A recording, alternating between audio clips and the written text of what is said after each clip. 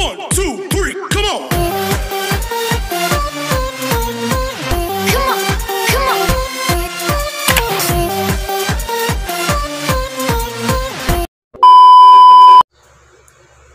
So hi guys! Welcome back to my YouTube channel. Ay, mutik pa. So ngayon may bisita ko si Ella. Ayan. Dapat kasi debut niya ngayong March ano ba?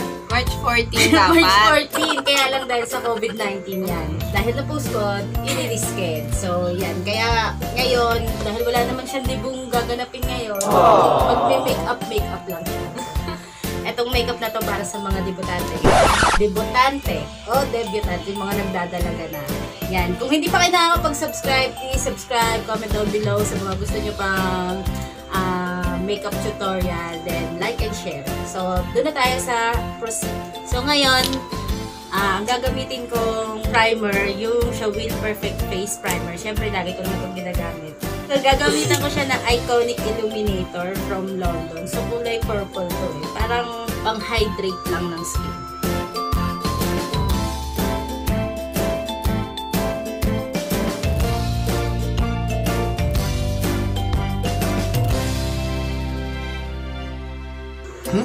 So, ngayon, gagamitan ko siya ng green concealer kasi marami siyang mga pimple marks na namumula-mula. So, gagamitin natin para sa pag-conceal ay yung kulay color green concealer.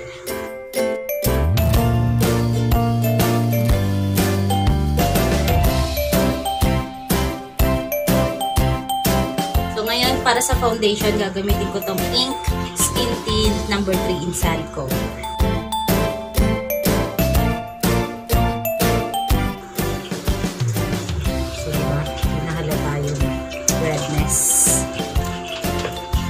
For the contour, gagamitin ko itong Contour 3D Balm ng Hengfang galing sa Taiwan.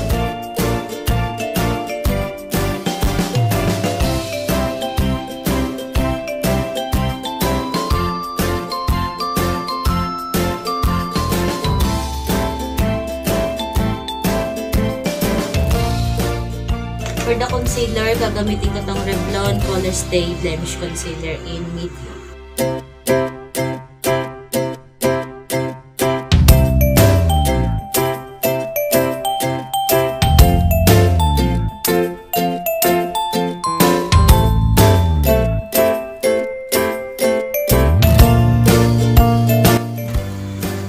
Sa kilay, gagamitin ko itong Everbelen na brow liner and brow mascara ni Chris.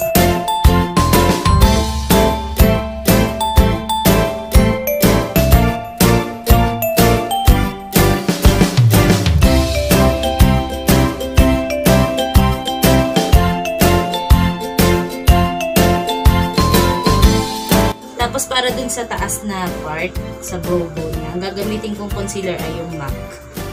Kasi para hindi halatang malinis, pero mukhang malinis.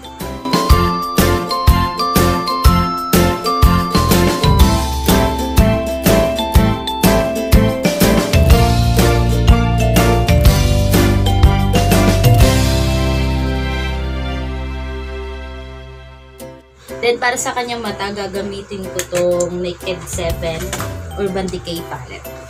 So, para sa unang color, gagamitin ko itong kulay.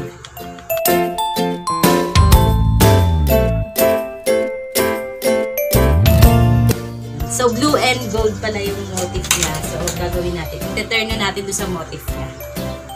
So, para sa color, kasi motif niya blue and gold. So, ito yung kukulin natin.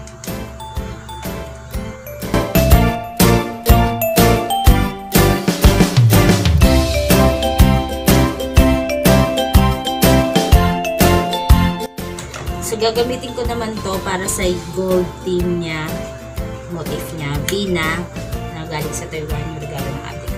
So, i-dump lang natin sa mata niya. I-blend natin yung kulay. Post mo muna ba yan? Sige. So, naihi siya. Yan, ihi siya. So, yun na nga. dahil hindi natuloy yung kanyang debut nitong nakaraang March. Kaya medyo malungkot yung bata. Kaya gusto niya ngayon kahit makeup lang.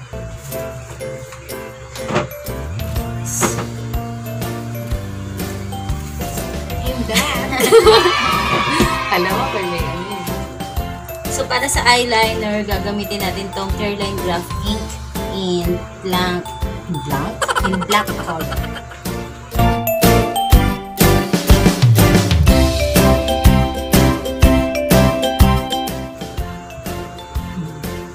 So, para sa ilalim na mata, gagamitin ko tong blue color na to sa ilalim na mata.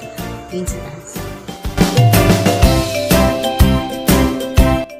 And then, para dito sa lid. And then, para lumaki yung mata niya, gagamitin ko siya na itong eyeliner na color white. Tapos, lalagay natin dito sa mata niya. Then, para sa false eyelashes,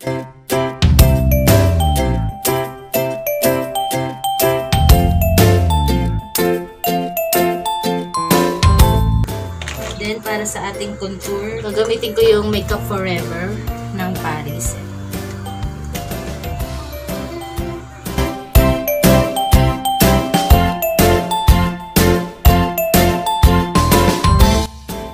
Then, para sa ilong, ang gagamitin ko yung Ever Belena.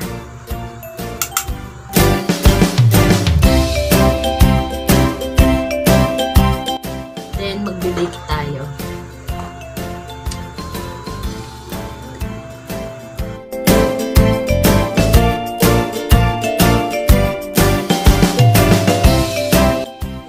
Gagamitin kong highlighter ay yung Vice Cosmetics Aura Glow Splendid.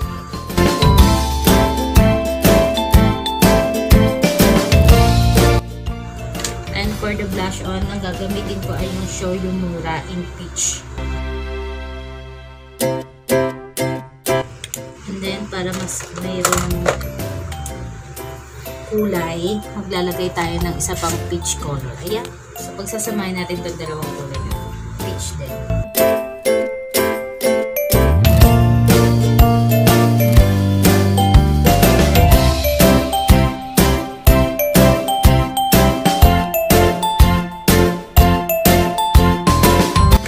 And then, itong Vice Cosmetics in Star Color.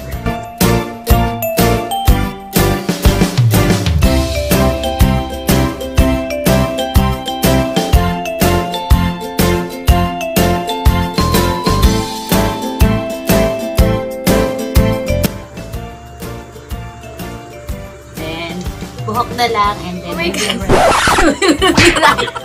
Ang lapad na doon. So guys, this is the final look and I hope you liked it. Sa mga magdedebut, fresh look, blue and gold motif. Mga motif na Beauty and the Beast. ayun, Beauty and the Beast. So, dapat maging beauty lang, hindi maging beast sa sobrang kapal ng makeup. So, ito ang ating final look. So, kung nagustuhan nyo guys, please subscribe, like, share, and comment down below kung ano yung mga gusto nyo bang video tutorial na na gusto nyong i-upload natin. So, yun lang guys. Thank you and goodbye!